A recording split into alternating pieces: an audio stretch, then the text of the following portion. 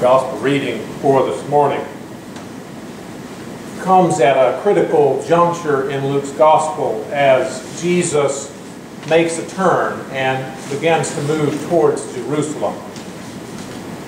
From this point on until he gets there, that is always in the background of everything that happens, as Jesus begins to teach his disciples not only about what is to befall him, but what it means to follow him.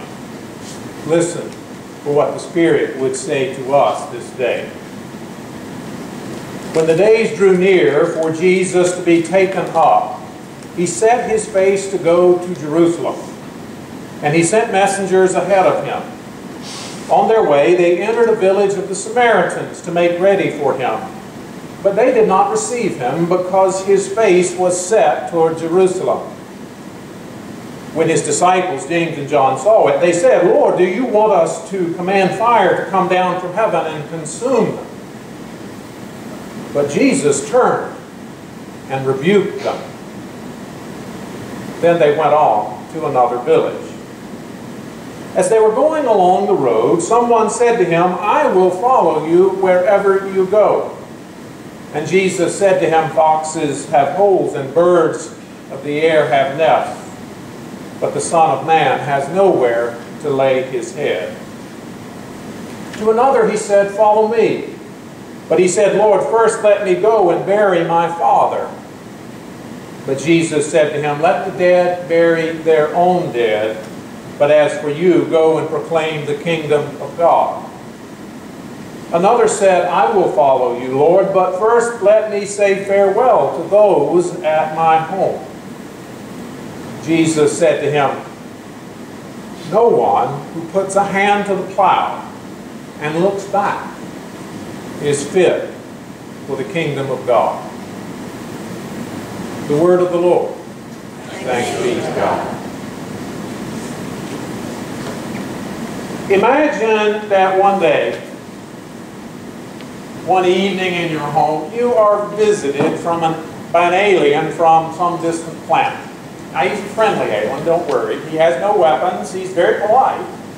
He says nothing about being taken to your leader, but he's curious. He wants to know about you and your culture, but mostly he wants to know about religion. And he says to you, "Please tell me about your beliefs and your practices." "Well, I'm a Christian," you say, which of course means absolutely nothing to this alien who looks a bit confused. And sensing that you need to say a bit more, you say, "Well, we follow Jesus, God's Son, and one of the names for him is the Christ, and that's how we got named Christian." And the alien looks more confused and says, "Oh, but what does it mean to say you follow Jesus and to say that he is God's Son?" "Well, God sent Jesus to save us," you say. "He came and he died for us, but he rose again and we believe in him, and so that saves us." "Saves you from what?" the alien asked. And if anything, he's looking more confused than before. And you say, "He saves us from sin and death," but you're beginning to worry that you're not really doing a very good job of explaining the faith, and so you decide to try a different tack. You go and get a Bible, and you hand it to the alien, and you suggest that he read about Jesus, and then ask any questions that he might have. And so you point him to the Gospels, and he begins to read. And after a while, he looks up and says, "This is very interesting. This Jesus is the most intriguing fellow. And you're one of his followers? Are there many others?" "Oh yes," you say, "there are lots of others," feeling like now you're making some progress. "Most of the people, the majority of people in this country are Christians." "Well, this must be a most wonderful place," he said. "Oh yes, America is a great country, but I'm not sure I understand. What do you mean this must be a most wonderful place?" "Well," says the alien, I assume that there are no wars and no violence with all you Christians here. Jesus is pretty clear that his followers are supposed to love their enemies, never to return violence for violence. They're to pray for those who hate them and bless those who curse them. I just assumed that all Christians were pacifists. Well, I can see how you might think that, Hugo, but there are some Christians who are pacifists, but not very many. We all agree that war and violence are terrible things, but sometimes you have to fight to help others or to keep evil from taking over. Oh, says the alien, beginning to look a little confused again. I didn't see where Jesus had any exceptions to loving your enemy, but I am new at this. Still, I imagine that there are no poor people in this country with all of its Christians. Jesus says over and over that he comes to bring good news for the poor. He says that God has a special love for the poor, and so surely you Christians have gotten rid of poverty. You're starting to get a little uncomfortable as you respond. And you say, well, Jesus does speak often of the poor. And we Christians, we try to do a lot to help the poor. At my church, we take up food to feed the hungry, and we support agencies that give money to pay rent for people who can't afford it. But I'm afraid there are still lots of poor people. Well, are lots of them members of your church, and do you invite them into your home? Asked the alien. I read where Jesus says when you're giving dinners that you should not invite family or friends, but that you should invite the poor and the lame and the crippled and the blind.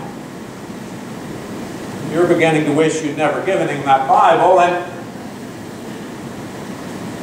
you say, well, no, there are not many poor people in my church.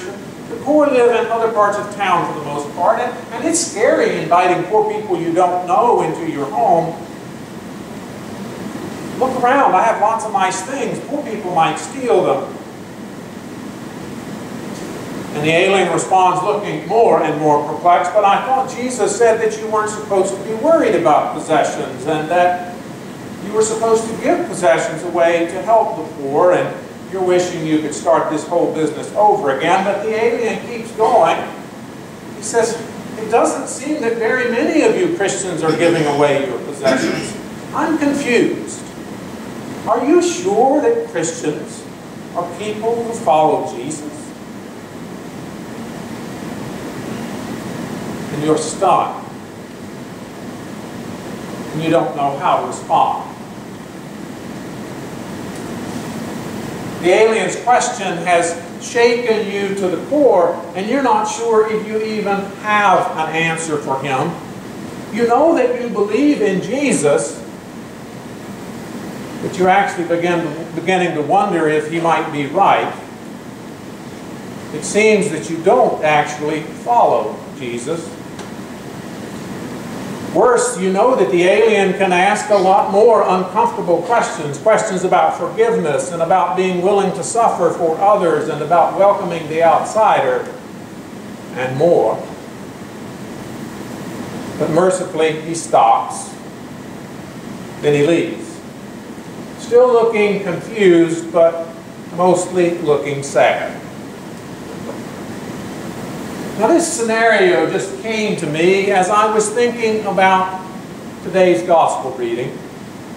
I know that many people think of the gospel as simply an account of things that happened long ago, and not necessarily as something that speaks to us and how we live now. But in fact, Luke's gospel is originally written for Christians who already know the story of Jesus.